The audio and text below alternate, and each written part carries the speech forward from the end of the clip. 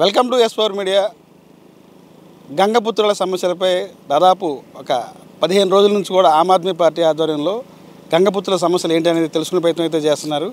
దీనికి సంబంధించి ఈ యొక్క లంక ఏదైతే గ్రామాలు అయితే ఉన్నాయో ఈ చుట్టుపక్కల గ్రామాల్లో ఉన్నటువంటి గంగపుత్రులను కలిసి వారి సమస్యలు ఏంటి, అసలు ఎందుకు వేటకెళ్ళలేదు, దాదాపు ఈ 6 నెలల నుంచి కూడా వేట ఎందుకు మీరు చేయలేకపోతున్నారు, మీ కుటుంబ పరిస్థితి ఏంటి, మీ కుటుంబ జీవన ఆధారం ఏంటి అనేది ఆమ్ ఆద్మీ పార్టీలో ఆధ్వర్యంలో ఈ యొక్క పర్యటన చేశారు. ఎట్టకేలకు ఆమ్ ఆద్మీ పార్టీ చేసినటువంటి కృషి వల్ల, ప్రజల్లో చేసిన అవేర్నెస్ వల్ల ఈ రోజున పవన్ కళ్యాణ్ గారు ఉప్పాడ రావడం అయితే జరిగింది.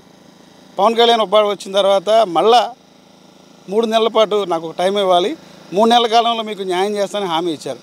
అసలు ఈ ఉప్పాడకు సంబంధించినటువంటి చేసినటువంటి ప్రజల్లో చైతన్యం ఏంటి, వాళ్ళ సమస్యలు తెలుసుకునే ప్రయత్నం చేశారు ఏంటి అనేది తెలుసుకుని పని చేద్దాం. మనతో పాటు ఉన్నారు ఆమ్ ఆద్మీ పార్టీ రాష్ట్ర ఉపాధ్యక్షులు రామ్జీ గారు మనతో పాటు ఉన్నారు.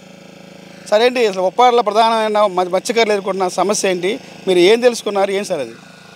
ఇక్కడ లోకల్లో మనం విలేజ్లో పర్యటించడం జరిగిందండి. వారందరితో సాధక బాధకులకు కనుక్కోవటం జరిగింది. ఇక్కడ మెయిన్గా మన సముద్ర జలాలు కలుషితం అవటం వల్ల ఇక్కడ పిల్ల పుట్టట్లేదండి, అట్లాగే వేట కూడా జరగట్లేదు. గత 3 నెలల నుంచి కూడా వాళ్ళు ఇబ్బంది పడుతూ ఉన్నారు. దాంతో పవన్ కళ్యాణ్ రావాలి అని చెప్పి వాళ్ళు అడగటం జరిగింది. ఎట్టకేలకు పవన్ కళ్యాణ్ గారు నిన్న వచ్చి ఇక్కడ అందరినీ అడ్రస్ చేశారు. దానికి ఆయనకి ప్రత్యేకమైన ధన్యవాదాలు. కానీ ఈ సమస్యని మనం ముందుకు తీసుకెళ్ళాలి అని అంటే 3 నెలల్లో ఆయన ఇది క్లియర్ చేస్తానని చెప్పి అన్నారు. ఇది యాక్చువల్గా మనకి వ్యర్థ జలాలు ఏదైతే ఉన్నాయో, ఫ్యాక్టరీలు అరవిందో కానీ దివీస్ కానీ ఏదైతే ఫ్యాక్టరీస్ ఉన్నాయో అవన్నీ కూడా వ్యర్థ జలాలన్నీ కూడా మన సీలోకి 10 కిలోమీటర్ల లోపలికి వదలాలండి. కానీ వాళ్ళు 1/2 కిలోమీటర్ లోపటే వదిలేస్తున్నారు. దాంతో 15 కిలోమీటర్ల వరకు కూడా ఈ సముద్రం అంతా కూడా కలుషితం అయిపోతుందండి. దానివల్ల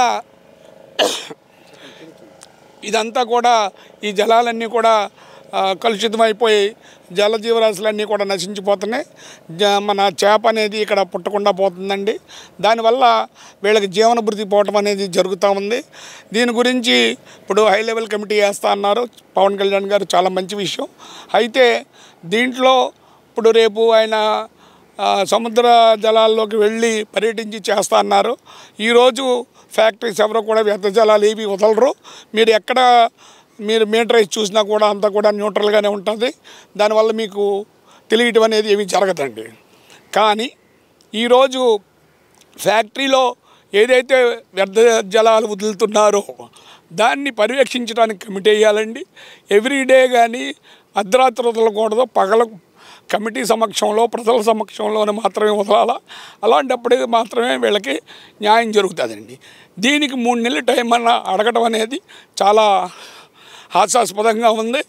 ఇది గ్రీన్ ట్రిబ్యునల్, తర్వాత పొల్యూషన్ కంట్రోల్ బోర్డు ఏవైతే ఉన్నాయో ఆ నామ్స్ అండర్లో ఆ ఫ్యాక్టరీలు పనిచేస్తే ఈ గంగపుత్రులకి, ఈ సముద్ర జలాలకి నష్టం ఉంటుందని చెప్పి మా పార్టీ తరఫున మేము చెప్తున్నామండి. సరే, ఇండస్ట్రీలు అనేది ఈ రోజు వచ్చిందైతే కాదు, ఏళ్ల తరబడినటువంటి ఇండస్ట్రీలే. ఆ రోజు ఇండస్ట్రీలు వచ్చినప్పుడు మాకు ఉపాధి దొరుకుతుందని చెప్పి ఆనందపడినటువంటి ఈ యొక్క మత్స్యకారులు కానీ, ఈ ప్రాంతవాసులు కానీ, ఎందుకు ఈ రోజునే కలుషితం, ఈ రోజున మళ్ళీ ఈ మత్స్యకారులంతా రోడ్ ఎక్కడం జరిగిందంటారు? వాళ్ళు అమాయకత్వం ఒకటండి.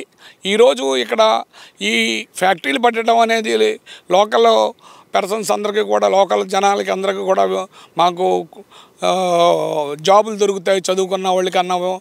దాంతో వాళ్ళు ఒప్పుకోవడం జరిగింది. ఈరోజు ఈ ఫ్యాక్టరీలని వ్యర్థగా కలుషాలు వెదజల్లే ఫ్యాక్టరీలని ఎవరు కూడా కాదంటేనే ఇప్పుడు ఉప్పాడ తీసుకొచ్చి పెట్టడం జరిగిందండి. ఇప్పుడు ఇవన్నీ కూడా సామాన్య ప్రజలకు తెలియవండి. దీనివల్ల ఏమవుతుందంటే అండి, వాళ్ళు ఒప్పుకోవడం జరుగుతుంది. ఒప్పుకున్న తర్వాత ఈ కాలుష్యం అయిన తర్వాత బాధ అనేది వాళ్ళకి వచ్చిన తర్వాత వాళ్ళు అనుభవించడం వల్ల ఈరోజు 3000 కుటుంబాలు పైకొచ్చినాయి. అలాగే 7000 కుటుంబాల దగ్గరగా దీని మీద చిల్లర ఆధారపడి ఉన్నాయి. వీళ్ళందరూ కూడా జీవన భృతి పోవటం అనేది జరిగింది. కాబట్టి ఈ ఫ్యాక్టరీల మీద నియంత్రణ అనేది గ్రీన్ ట్రిబ్యునల్, నేషనల్ ట్రిబ్యునల్, తర్వాత పొల్యూషన్ కంట్రోల్ బోర్డు ఇవన్నీ కూడా నిరంతరం వాటిని పర్యవేక్షించి చేస్తే అయిపోతుందండి. సార్, ఇప్పుడు పవన్ కళ్యాణ్ గారు చూసుకుంటే 100 రోజులు టైం అడిగారు. 100 రోజుల్లో మీకు న్యాయం చేస్తాను, కేంద్రంతో మాట్లాడతాను, నేను కూడా ఒక ఫిషర్మ్యాన్ లాగా బోట్ వేసుకొని మీతో పాటు సముద్రం లోపలికి వస్తాను, ఎక్కడ పొల్యూషన్ వ్యర్థ పదార్థాలు వస్తున్నాయి, ఎక్కడ కలుస్తున్నాయి చూస్తానని చెప్పన్నారు. మళ్ళీ గతంలో హామీ ఇచ్చారు, 6 నెలలు అయిపోయింది, మళ్ళీ ఇప్పుడు 100 రోజులు అడిగారు. ఎలా స్పందిస్తారు దీన్ని మీ పార్టీ తరఫున? ఇది కరెక్ట్ కాదండి. ఎందుకంటే వ్యర్థ జలాలు అనేవి ఓన్లీ ఫ్యాక్టరీస్ నుంచి వస్తున్నాయి. సముద్రంలో ఉండే న్యాచురల్గా ఉండే వ్యవస్థ ఏది పాడు చేయదు. నేను యుఎస్లో చూశాను, ఎక్కడ కూడా అంత సముద్రం ఉన్నా కూడా పసిఫిక్ సముద్రం ఎక్కడ కలుషితం అనేది ఉండదండి. ఒక చెత్తా చెదారం అనేది ఉండదు. జీవులు వచ్చి ఒడ్డున విశ్రమించి వెళ్తూ ఉంటాయండి. అక్కడ పక్షులు కానీ ఏదైనా కానీ మనకు ఉన్నదల్లా కలుషితమైన జలాలతో ఉండటం మూలాన ఈ వ్యర్థాలు అన్నీ కూడా సముద్రంలోని కానీ నదుల్లో కానీ వేయటం వల్ల మనకంతా పొల్యూషన్ అయిపోయి ఉంటుందండి. ఇప్పుడు గంగని క్లీన్ చేస్తున్నారు, లేకపోతే మూసీ నదిని క్లీన్ చేస్తున్నారు. అవి చిన్నవి కాబట్టి క్లీన్ చేయడానికి కొంత డబ్బులు పెడితే అయిపోతుందండి. కానీ సముద్రాన్ని క్లీన్ చేయటం అనేది ఎవరి తరము కాదండి. ఈరోజు వీళ్ళకి ఫ్యాక్టరీస్కి ఇచ్చిన నియమ నిబంధనలకు లోబడి వాళ్ళు వ్యర్థాలను లోపలికి వదిలినట్లయితే మత్స్యకార కుటుంబాలకి అసలు ప్రాబ్లమే ఉండదండి. అది కాకుండా వాళ్ళతో ఇప్పుడున్న పార్టీలు కానీ రాజకీయ పార్టీలు కానీ ఏవైనా కూడా కుమ్మక్కైపోయి దాంతో వ్యర్థ జలాలు వదలటం వల్ల ఈరోజు ఈ సమస్య అనేది ఉప్పాడ ప్రాంతంలో ఏర్పడింది. అట్లాగే కోస్తా తీరమంతా కూడా ఆంధ్రప్రదేశ్ మొత్తం అంతా కూడా ఇదే విధంగా ఇబ్బంది పడుతూ ఉన్నారండి మత్స్యకారులందరూ, గంగపుత్రులందరూ కూడాను. ఇప్పుడు 3 నెలలు అడిగారన్నారు. 3 నెలల్లో మళ్ళీ లోకల్ బాడీ ఎలక్షన్స్ వస్తున్నాయండి. దానికి ఎలక్షన్ కూడా వస్తుందండి. ఏ పని చేయలేని పరిస్థితి అండి. మళ్ళీ ఇంకో 3 నెలలు పడిపోద్ది, 6 నెలలు. ఓన్లీ డ్రాగన్ టాక్టిక్సే తప్పించండి. ఇది పని చేయాలన్న దృక్పథం లేదండి. ఆయన నిన్న చాలా చక్కగా మాట్లాడారు పవన్ కళ్యాణ్ గారు, దానికి ధన్యవాదాలు. కానీ దీన్ని ఇమ్మీడియట్గా చేయడానికి ఒక సొల్యూషన్ ఉందండి. మా పార్టీ తరఫున చెప్తున్నాం. ఒక 10 రోజుల్లో మనం ఈ పొల్యూషన్ కంట్రోల్ బోర్డు వాళ్ళు, లోకల్ గంగపుత్రులు, అట్లాగే క్వాలిఫైడ్ పర్సనాలిటీస్ని మనం తీసుకెళ్ళి వ్యర్థ జలాలను వదిలేటప్పుడు ఒక కమిటీ వేసి ఆ కమిటీని ఆయన కమిటీ వేస్తాను. కమిటీ మంచి విషయమే. ఆ కమిటీ రెగ్యులర్గా ఈ వ్యర్థ జలాలను వదిలేటప్పుడు మస్ట్గా పరిశీలించి మాత్రం వదిలినట్టయితే ఇది 10 రోజుల్లో తేలిపోయే సమస్య అండి. దీనికి వేరేగా 3 నెలలు 6 నెలలు అక్కర్లేని సమస్య అండి. 3 నెలలు అంటే మొత్తం అంతా చీపురు పెట్టి తోడాల్సిన పని లేదండి.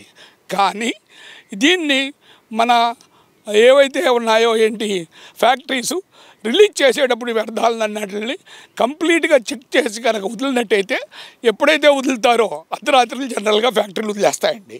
10 కిలోమీటర్ల పైప్ లైన్ ఎవరు వేయలేదండి. ఇలాంటి సమస్యలన్నీ కూడా రెక్టిఫై చేసినట్టయితే ఇమీడియట్గా అది క్లియర్ అవుతుందండి, శుభ్రపడతాయి. మత్స్యకారులకు కానీ గంగపుత్రులకు కానీ వేటకు కానీ దేనికి కూడా ప్రాబ్లం లేకుండా ఉంటుందండి. ఈ ప్రాబ్లం లేకుండా ఉంటుందండి. కానీ 3 నెలలు అడగటం అనేది చాలా అన్యాయం అండి. అది ప్రజల్ని మభ్యపెట్టడమే అవుతుంది. నేను చెప్తున్నాను, ఒక 10 డేస్లో అన్నీ కూడా క్లియర్ అయిపోతాయండి. ప్రధానంగా మీ పార్టీ నుంచి ఈ ప్రభుత్వానికి ఏం డిమాండ్ చేస్తారు ఈ ఉప్పాడ సమస్య గురించి, మత్స్యకారుల సమస్య మీద? ఇప్పుడు ఈయన 3 నెలలు అన్నారు. ఇప్పుడు 3 నెలలు ఏమో ఫ్రీగా ఉన్నారండి. ఇంకో 3 నెలలు ఏమో టైం అడిగారు. ఈ 6 నెలలు పూర్తి వాళ్ళకి మరి జీవనోపాధి ఎలా కల్పిస్తారనేది క్లారిటీ ఇవ్వలేదు. మళ్ళీ ఎలక్షన్ కూడా వచ్చిన తర్వాత ఇంకో 6 నెలలు అయిపోద్ది.